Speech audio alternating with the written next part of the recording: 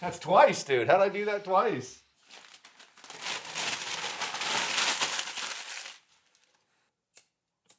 Yeah. We've been getting more views on some of our YouTube videos than him. Yeah. You get a lot lately. I keep, every time it happens, I want to text him and say, I know it's not a competition, but because he always says life's everything and life is competition.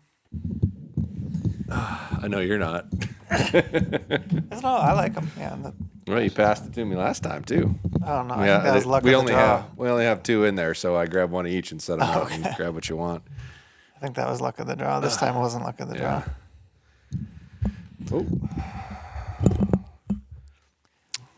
Chop suey. Ooh, Chop suey. Where's she going? Why don't you sing it for him? Oh, wake up! What if I should put on a little makeup? How'd you like the with a shake up? I don't think you trust in my self-righteous suicide. I cry when angels deserve to die. Oh God, that's actually a good. That's a good song. It is. It is. And Ozzy's son find them, if I remember right, when he was a kid. Ooh. Is it Korn? No, that's System of a Down. System of a Down. Yeah. I can never remember names of songs or artists. They're little. They're going fast. Get a few on there. Yep. It's that time of year where waiting for Tim to get here, I'm usually like, God, I wish I could have started a fire an hour ago. It's cold in here. Yeah, we're dedicated to the game. I know. It's a full commitment. Can you believe there's people on the internet that say we have a fake fire? Yeah, is there? I haven't seen that. You're probably reading more comments than I am, apparently. Yeah. Real fire. We've been accused of having a VFX fire or whatever they would call it. Yeah. Well, what the hell are we doing? How would you fake those sound effects? No, that'll grab. It's air. There's more air. It'll grab. Well, now I left the frickin' door. What are you doing? One might say this is seeming disorganized as you drop a $1,900 bow on the ground. All right. I don't know. I wish we could have live odds on whether or not this fire is going to go. It's going to grab. You always say that. I'll bet you $1 on it. You always say that. Without changing anything right now, I'll bet you I $1. see an awful lot of smoke, which is usually a bad sign. No, it's going to grab. Welcome back to the Fireside Chat. We have a real fire. Do you know any other Fireside Chats that have real fires? Oh, there's got to be one. I don't know of it, though. Yeah, I don't know of it either. Yeah. I might not be deep enough into the podcast game to know of it, but... Valid. I think you might be right, though. Oh, yeah. Looks Listen like to a pop. okay. Listen to a pop.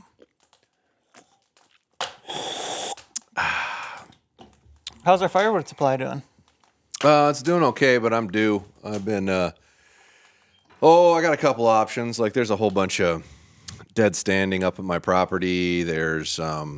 They butchered the whole back side of the mountain that I am bordered to. And there's just timber laying on the ground. I just got to go cut it up and haul it. It's just trying to get a decent size rig there to get it in and out. It's a little more tricky, and then I've been looking at people on Marketplace that are selling already pre-cut, pre-split firewood, and I may buy a chunk and then try to go get some on the rest of it. But and I'm gonna find a new spot to put it this year. I'm gonna utilize my skid steer to transport firewood from the fire shack to here.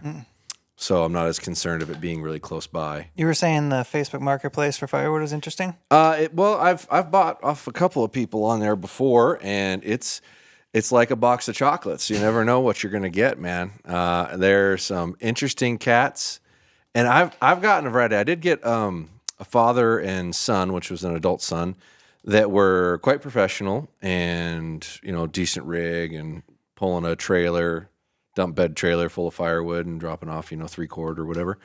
That was the best experience I'd had. And then I got a couple of yahoos, like, broken down jalopy coming down, which you getting firewood, so I expect as much, but maybe some shady business dealings, maybe some, this is matchstick ready, and it's green as shit and wet and won't burn. Like the last batch I bought last year, because I didn't buy enough early,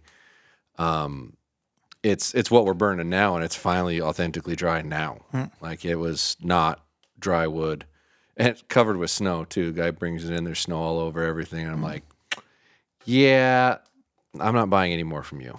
So, but I found a dude the other day that you can buy 5 cord from for a pretty reasonable price for what it would typically go for. So I may just run with that. And what's the choice? What's the choice of wood in our area?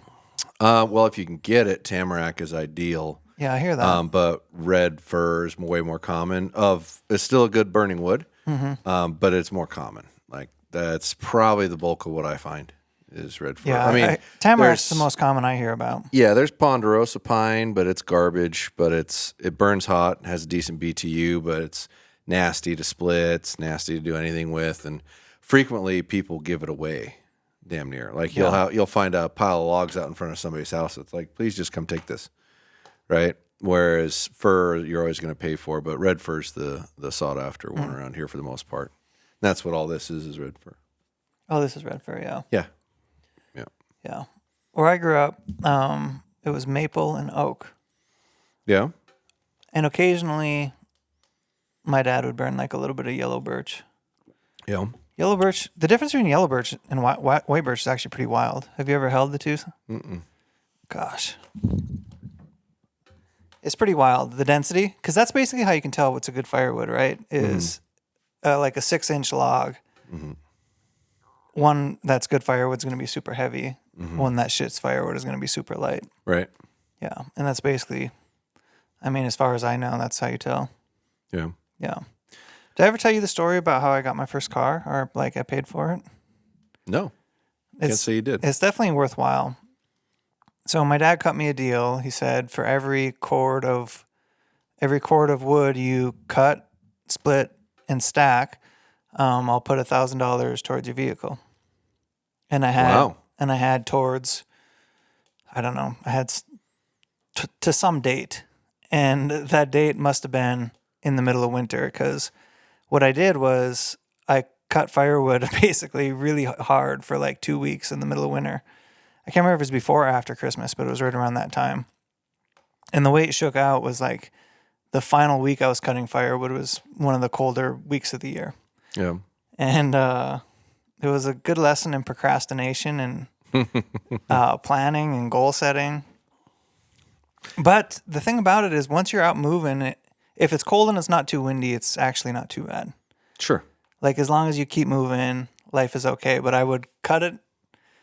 I would load it in the back of the truck, take it to the house, split it.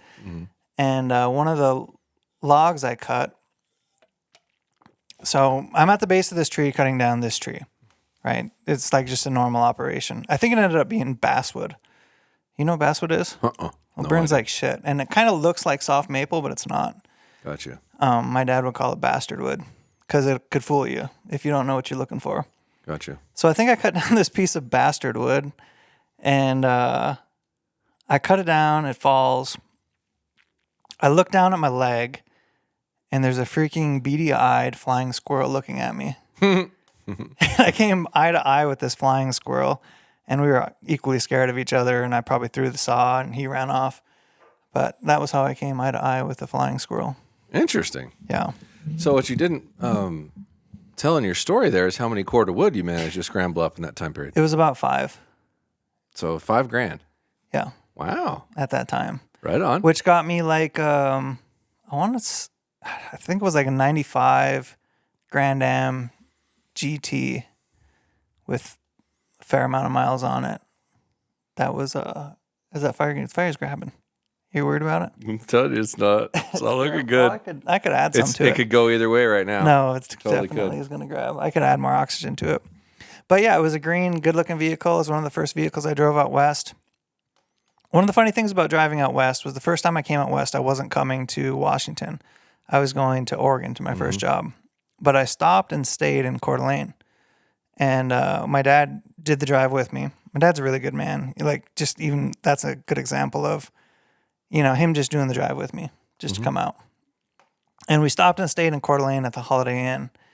And we played pool at is it the Moose Lounge? I think so. Yeah. Yeah. The Moose Lounge. So long story short, 10 years later, I moved to Coeur d'Alene. Yeah.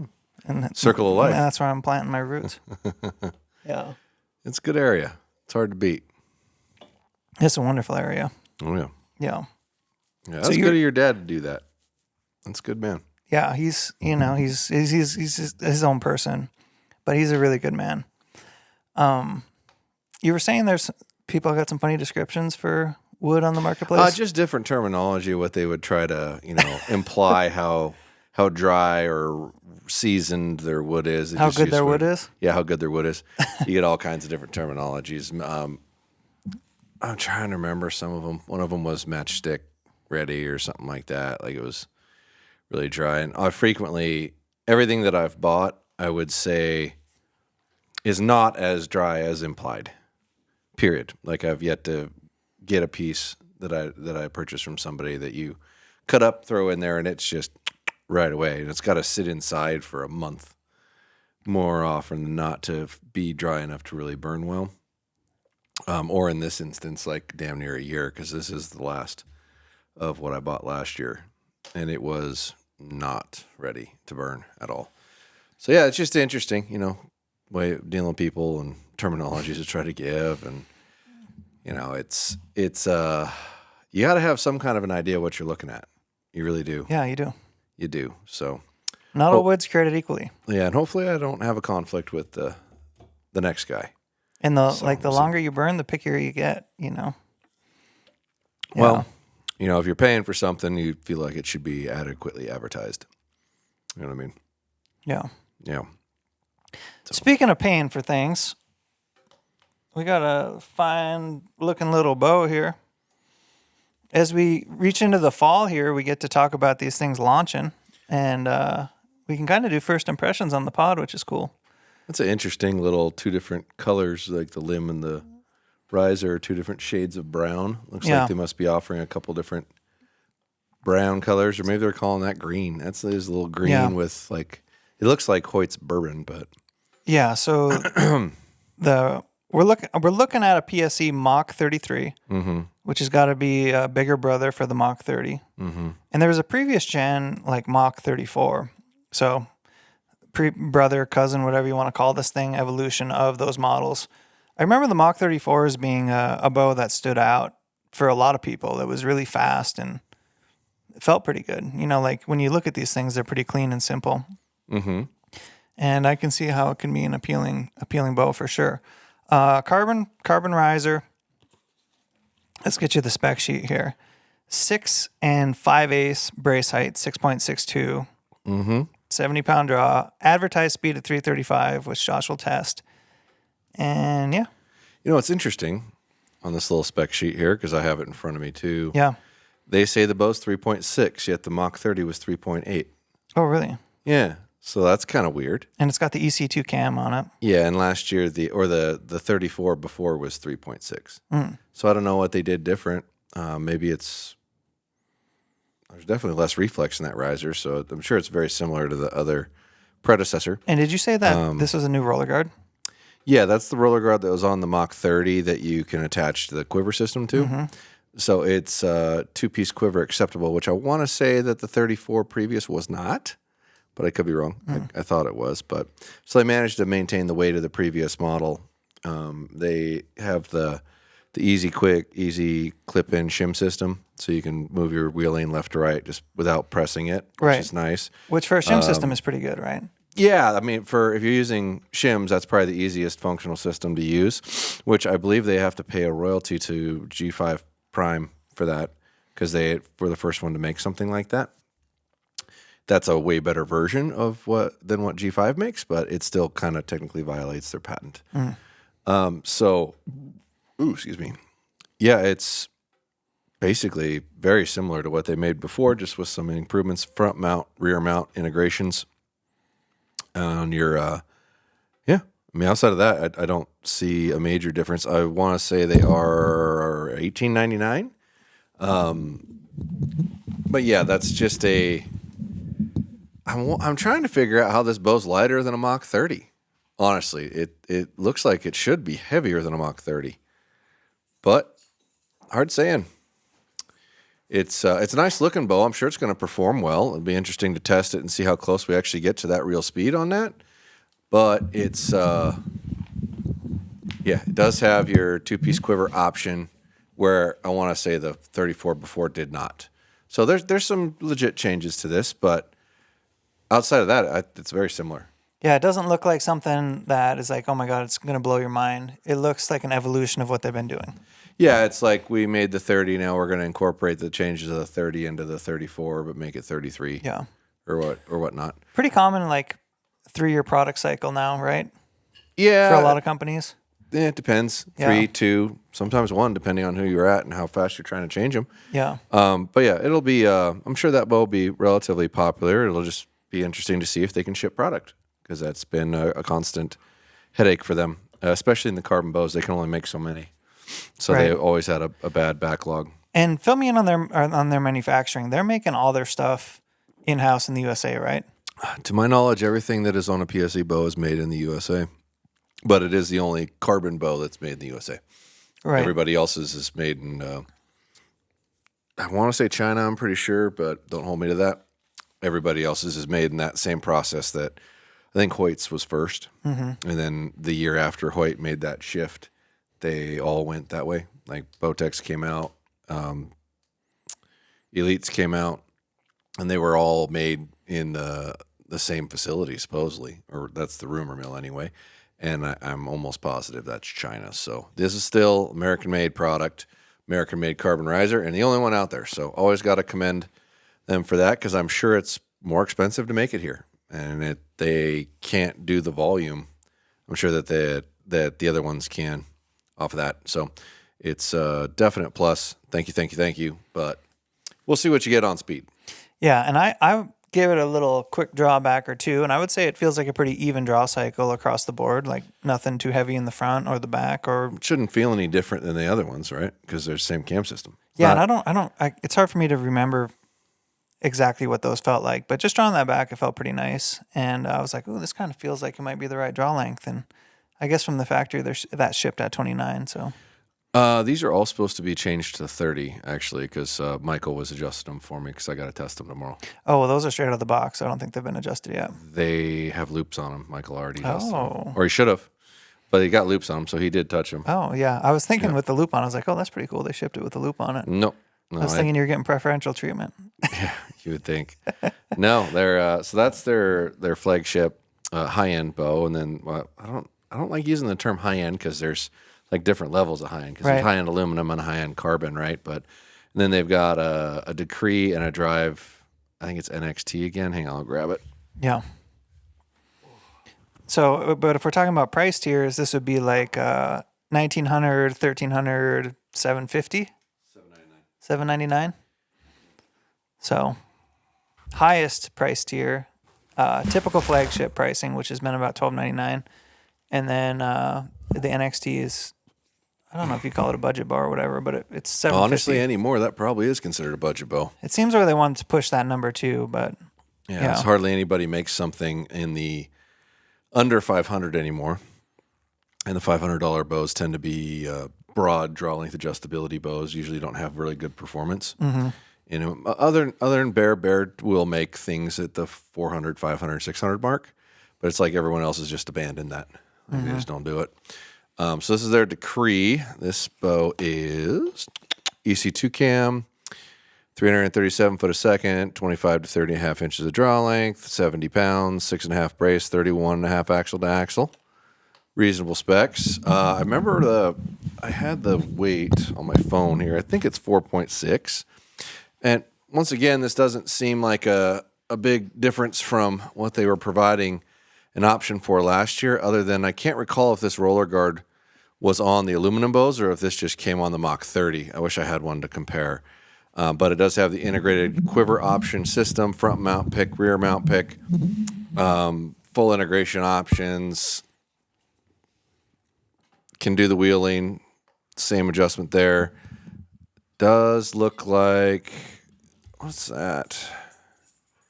I don't see an integrated V-bar, which I could be wrong, but I'm not seeing one position in here. So Yeah, I mean, I might, like I said, I don't have like a full blown spec sheet to look over these, but doesn't seem all that different than what they made last year, to be honest. So I would have hoped for a little bit more innovation or something a little more earth shattering or ground changing, but you can't knock a home run every time you get up to the plate, I guess. No, You can't reinvent the wheel every time, especially if your design, if you've whittled down to a pretty good design, it's hard to start from scratch. Yeah, and I don't want to say they like kind of mailed it in, but I'm not seeing a lot of change here. I mean, so I'm not sure what to get uber excited about. For a rubber grip, that's actually pretty nice. Yeah. And that's a $12.99 price point, right? It's a $12.99 bow, yes. Yeah. Yeah. You don't see a lot of rubber grips on $12.99 bows. Do you? Well, Matthew's got rubber grips on $12.99 bow. Yeah. I guess Hoyt's grips technically probably rubber. Hoyt's grips rubber. Yeah. Rubber's pretty common. Yeah. Yeah, that's any more like the accepted medium. Yeah. And $7.99 drive NXT with a ZF cam system. Performance-wise, I want to say this bow had really good specs. It does not have front mount integration, but it does have rear mount integration. Multiple positions to mount your sight, so you can bolt it up higher, bolt it lower. Doesn't appear to have bracketry options for a two-piece quiver. That's kind of disappointing. It's machined aluminum. It wouldn't be that hard to just machine a spot in there for a quiver. It's kind of odd that they didn't do that. Definitely a wider, more rounded grip, not nearly as nice as the grip on the Decree. And the specs of that bow are 330 foot a second, 24 inch to 31 inch, 70 pounds, 7-inch brace, 33. 330 foot a second on a 7-inch brace is great performance. If a bow actually did that, it would rival the high-end bows of those specs. For sure. So you'd be getting, high-end bow velocity at mid-range bow price. So that'd be nice. I would question if it would actually do it or not. You want to see what you're gonna do with your own testing, right? Yeah. No, we'll get answers to what it really does. But yeah. I'd like trying to take a couple of features out of it to justify the fact that it's cheaper. I don't know. How do you feel about that two-tone color package on there? Those little green limbs with a brown riser? Yeah, it's like I don't know if I like that or hate that. What is this? This is Hoyt made this and they called it bourbon, similar color. Yeah. And then this is like an olive Actually, green. I'm not sure. Hang on a second. Let me grab this carbon bow. I think those are different colors, or is that the same color? Hang on. Well, those are definitely different colors. This one, no, the limbs and riser are, but this riser to that riser, is that the same color? Oh, I'm not sure. I think we might be dealing with multiple different colors there. It's definitely a shade different. Yeah, that's like a richer. Yeah, so this is like bourbon and that's like brown. Yeah. Like FDE or something. Yeah. So we got greens, we got browns, we got whiskey colors, we got what the heck? Yeah. We got a lot of options here. Yeah. Sounds like a headache to try to keep straight. Yeah. I really wish that manufacturers would not offer as many freaking color options. It's so difficult to try to cover, especially when you're carrying multiple brands in a store, right? You're really putting yourself in a hard position to be able to keep those things in for people to walk in and buy what they want, which is my ideal model, right? I want you to be able to walk in my store, buy whatever you want, and leave with it that day. I'd like to see like 4 color options. And I would like to see, because things like dipping your riser is becoming so much more popular. If there was like a easier way for that to happen, that would be cool, or maybe that was like an upcharge if somebody wanted that from the factory. You know what I mean? You mean like a two-tone or something, or what do you? No, what do I you mean, like like dome dips? like how I rednecked and spray painted my bow a couple years ago. People like dip risers now or Cerakote them, like Michael had his done. Yeah, in that two-tone. Yeah. Yeah. It would be cool for that to be like, if you do want to go custom, like you have a certain colors you could choose from. Say there's like 2 or 3 flats and 1 or 2 camos. And then, maybe an upcharge if you wanted something fancy from the factory, or you could redneck it together on your own. Could. Yeah. I don't know. Options. Once again, too many options. It's hard to get stuff in for people and keep things in. So that part kind of sucks. But well, at least you're not a shoe vendor. Oh, wait, you are a shoe vendor. Yeah. Tell me about it. I got 120 pairs of shoes. Yeah. Speaking of shoes, do your feet sweat in Crocs? Honestly, I don't wear them that often. Yeah. So I don't know. And when I do wear them, it's always socks. Yeah, it's usually for me, it's just like around the house, I'll kick them on, but I've thrown them on to go run errands and stuff. And you think they would actually breathe a little better than they do. But I'm wondering if I got hot feet. You might have hot feet. That could be possible. I might be a hot feet kind of person. Maybe that's why I've chosen wool socks over the years. It could be. Distinctly possible. I was going to say, I never wear barefoot. Every once in a while I do. And I do think they tend to get a little wet or damp if you're barefoot. So that probably does happen because it's rubber and skin don't really mix all that well. Yeah. Yeah, I don't feel ventilated for sure.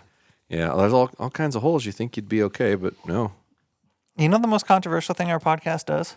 What's that? I think it's the feet in the camera. Yeah, I've heard that a lot. Yeah. Yeah. Out of all the stuff we've covered verbally, the feet in the camera is probably the most. Yeah, I might have controversial. to put like a footstool over here and put my feet up over there so it's not staring down the camera's face. I don't know. I just say be you or whatever. Yeah. I don't know. Level of lack of professionalism, is that what that is? Or we're just chilling, chatting? I mean, why wouldn't you want to be comfortable? For self-identity, you know. Right. That's always the mix is like, you know, are you trying to be professional or are you trying to be someone you're not? Right. Yeah, caring about your image is a weird thing because you can definitely care too much about your image. Yeah, you're not wrong. I mean, I get like when you're reading comments or that sort of thing and looking back on it and questioning yourself and whatnot. It's like you just have to not care about it. Yeah. At all. Like just not. Because if you're not authentically being yourself, it's going to show up really quick. Yeah. It's going to be very obvious. And if you're running down this road trying to be something you're not, you're going to be miserable. And that's going to show no matter how hard you try to hide from it. So the reality of it is just be who you are and either people will like it or they won't. And it doesn't really matter. Yeah. So I'm going to put my feet up and flash you the goods every week. Which is crazy. And you can make all kinds of negative comments about my feet on the table.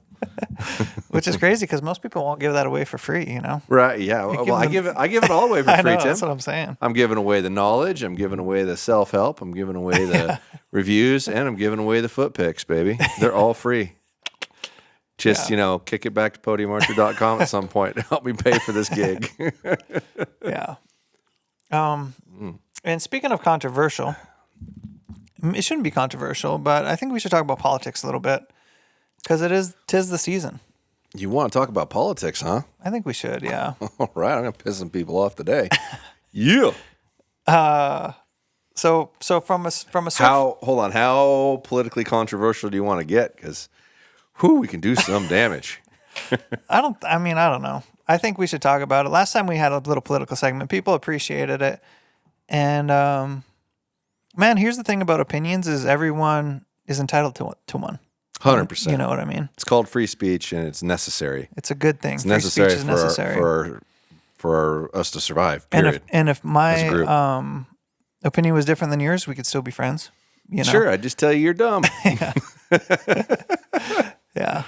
Yeah. And yeah. So what is your political opinion you wish to share? Well, we have two candidates running. One of them has two attempts at his life while he's been running. Yeah. Which is absolutely wild.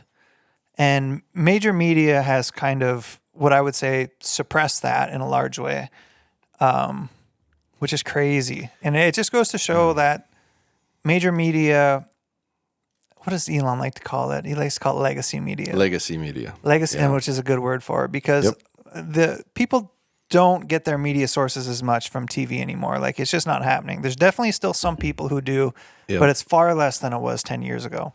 I agree. A lot of people are getting their information from social media or from podcasts or from people who don't have interest groups, honestly. Right. So hopefully you're getting an authentic person's opinion without some influence. Friends of the pod, dudes and dudettes in the field, we appreciate you listening to the podcast. If you want to help support what we do, subscribe wherever you're listening. Leave this thing a review. That stuff helps a ton. And Josh has his little archery dealership. if you have any money left after you've burned it on gas, check out podiumarcher.com. It's got all your archery stuff there, and even a little more than archery stuff. I have a discount code. It's Tim C. It helps support what we do and keeps our wheels turning. And Jocko Go. It's a simple little energy drink. We like drinking it on the podcast, and they have a whole line of supplements. It's all made here in the USA, and we like that about it. We have discount code Josh and Tim. And if you ever have any question about all this stuff, it's always linked right down below in the description, and we'll get right back to our podcast. Right. So it's evolved and it's changed a lot. And, if there's one thing I've done the last 5 years, I've been a part of a lot of media, and right. I kind of had my finger on that bead. And one thing I would say was definitely happening was when all social media was controlled by the left, a lot of narratives were getting suppressed. And it was freaking frustrating to observe. I've had friends and peers who have had their social medias shadow banned. Right. Yeah, and my account has been shadow banned before on Instagram. YouTube's always seemed to be relatively fair as far as that goes. Yeah. But Instagram doesn't seem to be that way all the time. So freedom of speech, freedom of opinion, I think is something that's very important to me, and that's very much favored by one side, which it seems like it's such a fucking weird thing. Oh, I agree. To be that's not universally agreed upon. Yeah. You know what I mean? Absolutely. Yeah, like freedom of information, freedom of speech, those things are really, really important to have, to have people that think for themselves, to have innovation, smart people. The whole point of having freedom of speech is that if what you're saying is stupid, you're allowed to say it amongst a group, and then the group can discuss it and help you learn that what you're saying might be wrong. Right. Right. And that's the whole point. When you just shut somebody off, you're never going to learn or allow their point to be proven or disproven. Right. Or just be different. That's that's just a healthy discussion that should be occurring all the time. And it feels like it's getting better than it was. I think it has. Right. And I think that's got a lot to do with Elon buying Twitter. I think it has too. Allowing, uncensored speech, which I get the concerns of it, right? There was logic, just like any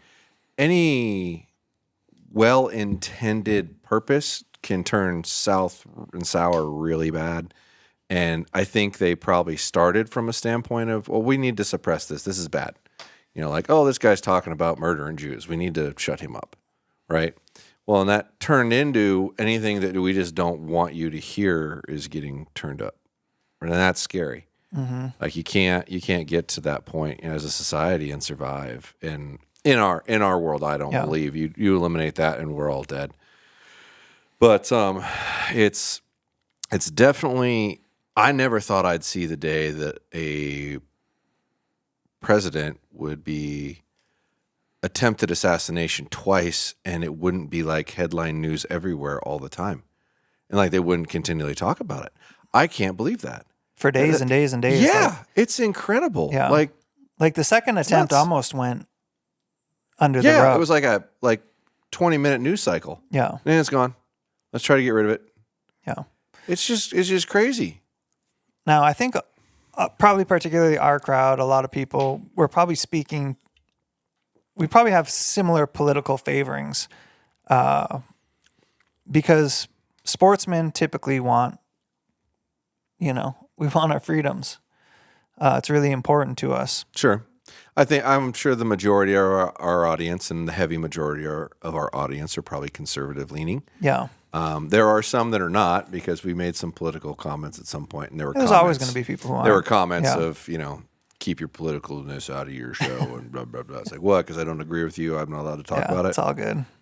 You got to be able to talk about things you disagree on. Now, I would say, when I was in college, the explanation for conservative and liberal was you're conservative if you want a smaller government. You want less taxation. Less regulation. Yep. You're liberal if you want more taxation, more government programs. Well, they traditionally don't. Or they're traditionally not going to say it means more taxation. They're going to say you want more government restriction, more government programs, more Right. government intervention, Larger- which means larger government, Larger which means government. more tax. Yeah. Period. So at the But they typically won't say that. at the fundamental level, especially after a few years of doing business, I definitely was more conservative leaning. Like, I'm like, let the states do that. Let the states, run themselves. Let people have their money, and that money will trickle back into the economy. I also observed a lot of government programs that seemed very bloated. They didn't seem like they had much purpose to run. And that from a business owner's perspective, that's kind of frustrating when you're like busting your balls to have decent profit margins, and then you go, you see some version of a government program that's like, there's no motivation to do a good job. I mean, like the infrastructure thing they were going to do for EV stations that has like a $250 billion project, and they've made 7 of them. Yeah. Like what? Yeah. Or there was another one. Oh yeah, they were going to do high-speed internet to like everybody, like everyone would have access to high-speed internet. Yeah. It hasn't happened, but they took the money from it. Yeah. It's like what? Like what are you doing? Anyway, There's just no accountability for it. Yeah. And that's a problem. Yeah, there's no accountability, and there's not incentive to be cash flow positive or whatever. Yeah, you know there's what I mean? no consequences for failure. Right. A lot of times the Yeah. incentive is just simply to spend the money so the money returns. Yeah, so it shows you need it. In fact, if you do a bad job and you didn't have enough money to make it Yeah. happen, you got a better possibility you're going to get more next time around. Yeah. Now, there's certainly, I'm sure there are other examples of government programs that are good, and yeah, but there are plenty that aren't. Now, all that to be said is my leanings typically at the fundamental level would be I like smaller government. But when it comes to an election, I always try to listen to both sides. Like, I just want to try to pretend I don't have a bias and listen to both sides. And what am I hearing? And I've tried to listen to both sides and see what I'm hearing. Mm-hmm. And I haven't even heard Kamala take a stance on something, to be honest. Right. Like, anytime hey, what is your stance on this? What do you think about the border? What do you think about this? It's a dance. It's a dance around saying things, but not really saying anything. Yeah. It's like a masterclass in saying things without not really saying things. And I saw a clip of her the other day when her teleprompter got turned off. It's probably cycling around the internet. She looked so lost. Right. Like, and I can see why teleprompters could be important, but man, I would just like to hear a candidate's original thoughts. Did you see the thing they put out where they're and Trump goes off teleprompter all the time. All the time, yeah. They were tracking the cell phones of people at Kamala's rallies. No. Oh, you didn't hear about that? No. Yeah, something like 80% or something or other of the people that were at the rallies were going from rally to rally. Sure. Like they can ping their cell phone numbers, and it's the same people. Yeah. So either they're like really loyal fans, or they're paid people being brought to each one. Groupies, so it looks or like she has a whatever. crowd. Well, but here's the scary part of that. Okay. Yeah. In my opinion, and I've had this discussion many times, and maybe this isn't the place for it, but screw it. If they're really bussing people from rally to try to make her look popular, what's the point of that? Like, why are you trying to make her look popular unless you have some plan or scheme that would involve having her to have been popular, i.e. cheating? Right. Like, I don't get it. Like, what's the purpose of that or the point of that? Yeah. Outside of that. And that's frightening to me to think about. It is frightening. And I don't think this is a discussion that isn't being had by at least half to 3/4 of the country on a regular basis. Yeah. If you're paying any attention at all, like, you're probably discussing these things. Well, and I think, maybe it feels so because it's my age now, but it feels like it's the most important election that I've been through.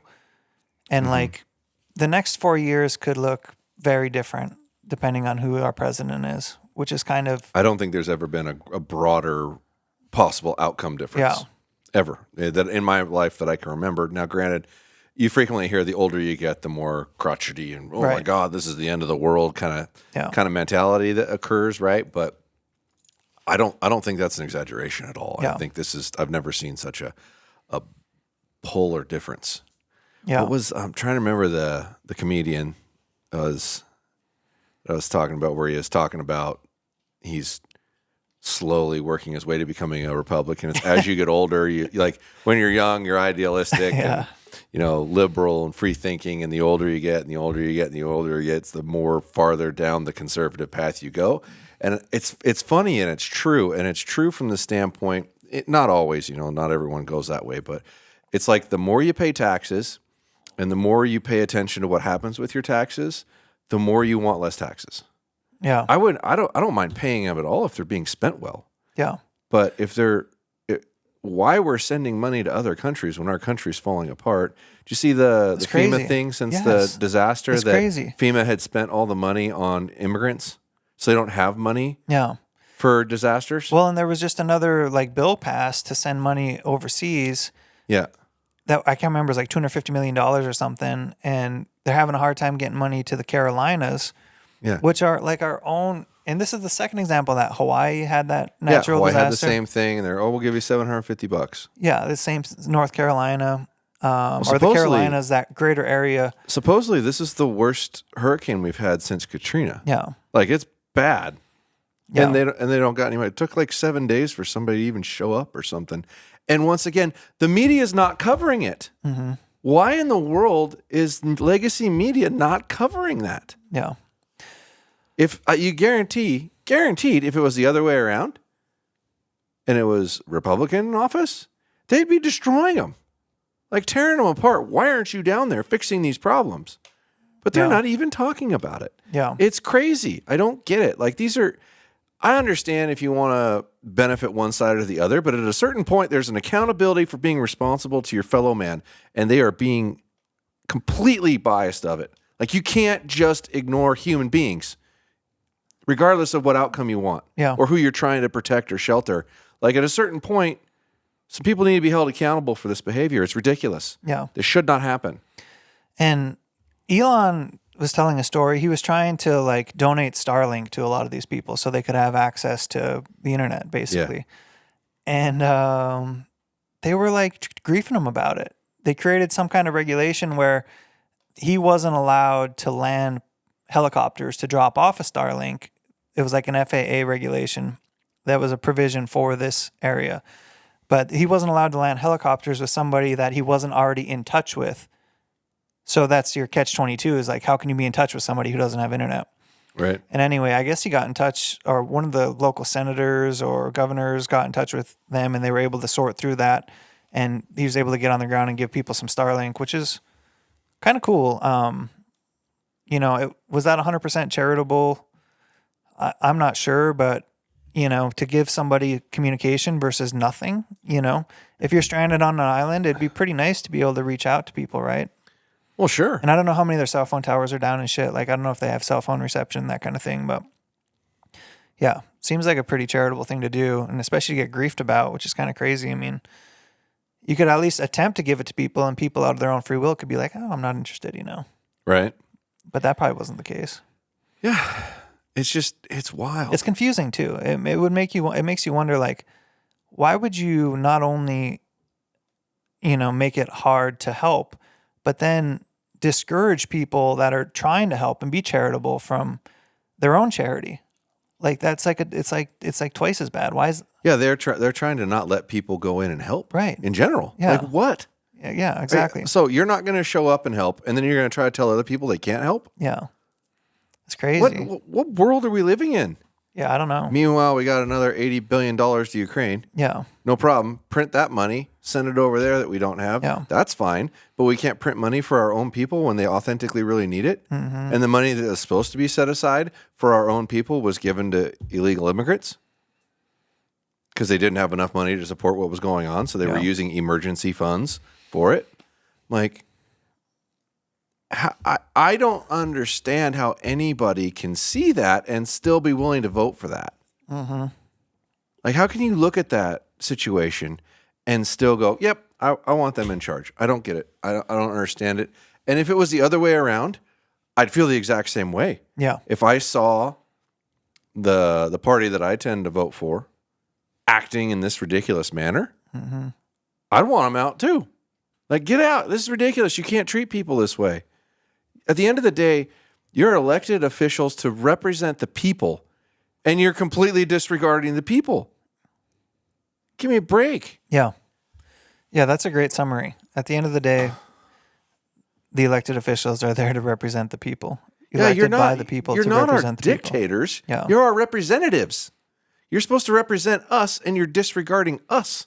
Yeah. Like, give me a break.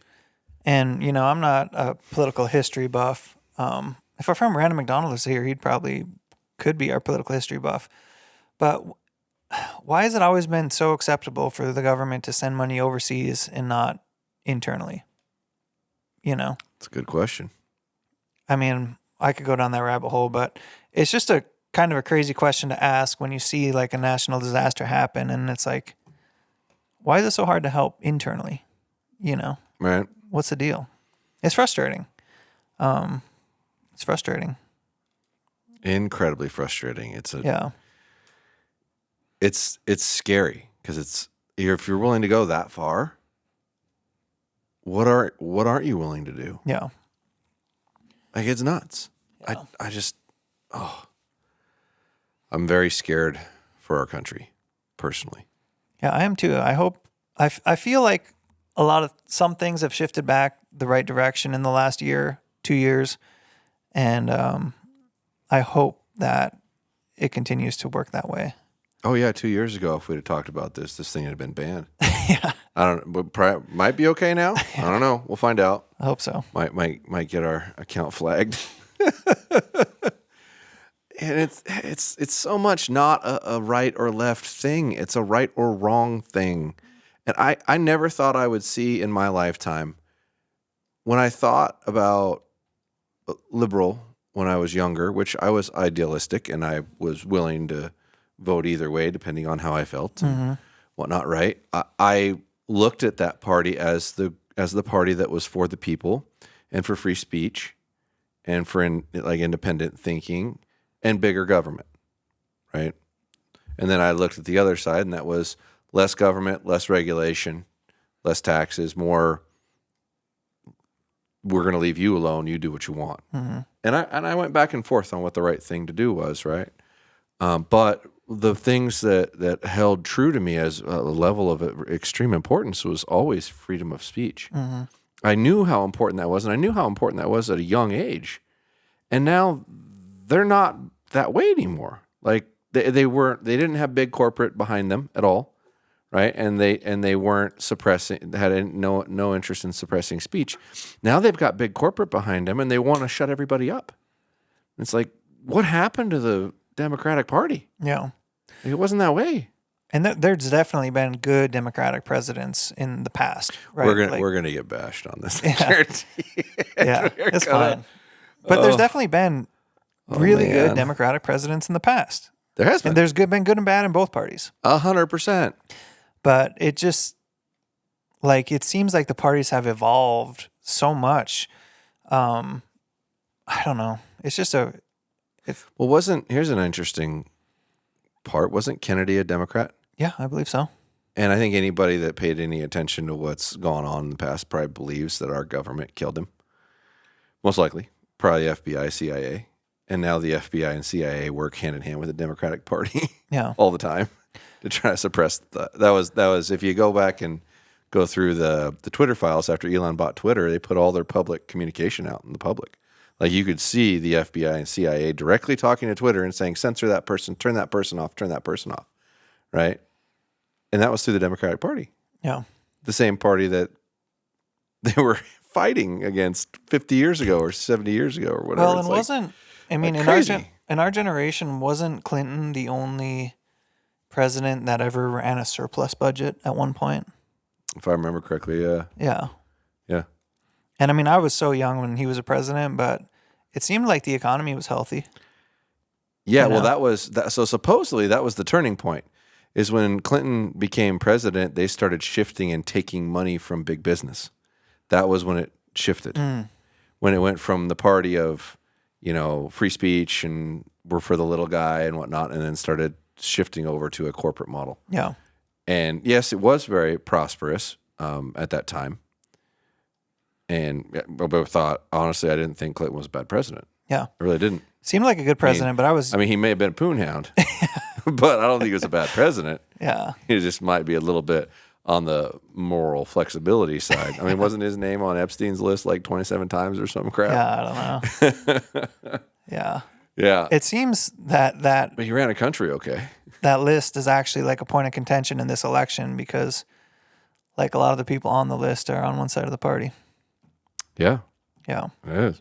And they don't want that list to come to fruition. Yeah, doesn't Diddy got a list too or something? I don't know. There's some Diddy list or some crazy thing. Oh my God. But who'd have thought that one? That's wild.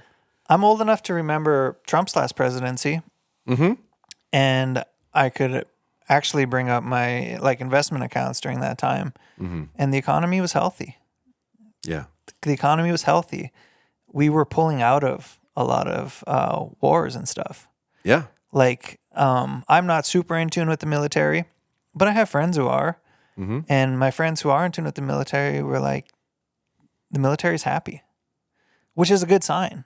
Like, the economy was good. Military was happy. We were pulling out of countries. He was a polarizing president in his last presidency. Mm-hmm. That made it less than ideal for a lot of people because a lot of people couldn't get behind him just because of his style, not necessarily his policies, which kind of sucks that they can't necessarily always sift through that. Like, it would be nice just to, like, who cares about their style? Let's talk about what they're getting done. Yeah, the number of people that I'll never vote for Trump. All right, what don't you like about him?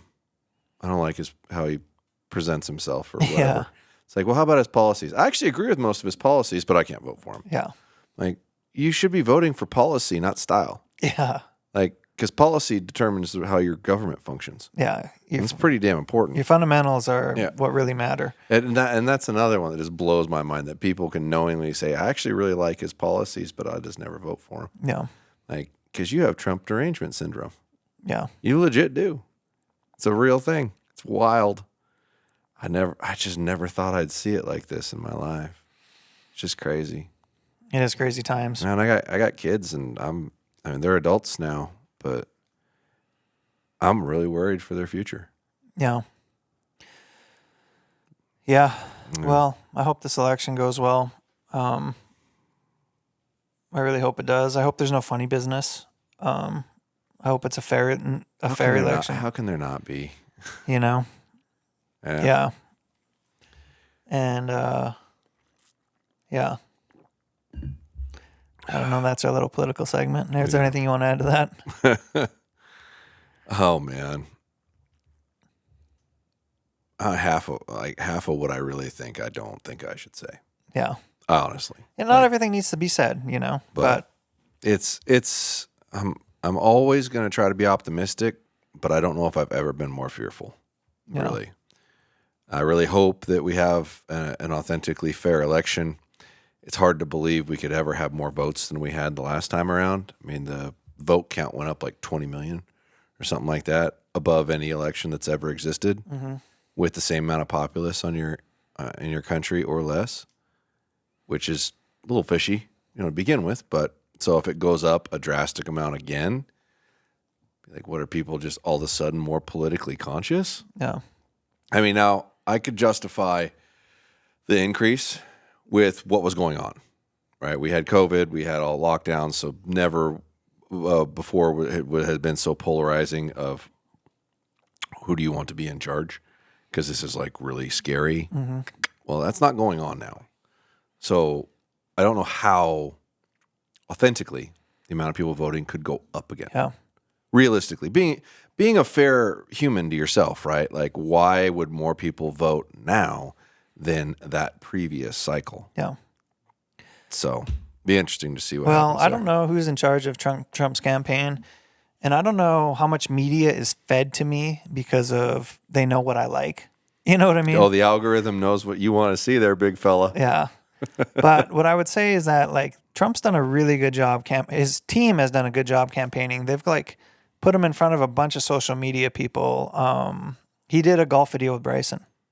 It was an amazing video just to see more of who he was and how he interacted with people, because again, if you look at legacy media, they're going to portray him to be a certain way. And like the way he interacted with Bryson was really interesting. He wasn't, obviously Bryson's one of the best golfers in the world. Trump's not, but he was like confident to be in that space with him, playing golf with him. And he asked him a lot of good, thoughtful questions along the way. He held his own. He was confident. He asked good questions. And I've just seen a lot of examples of like that. Like he's doing podcasts. He's done a podcast with like the Full Send Boys. Right. All sorts of examples of like, this is how people absorb information now.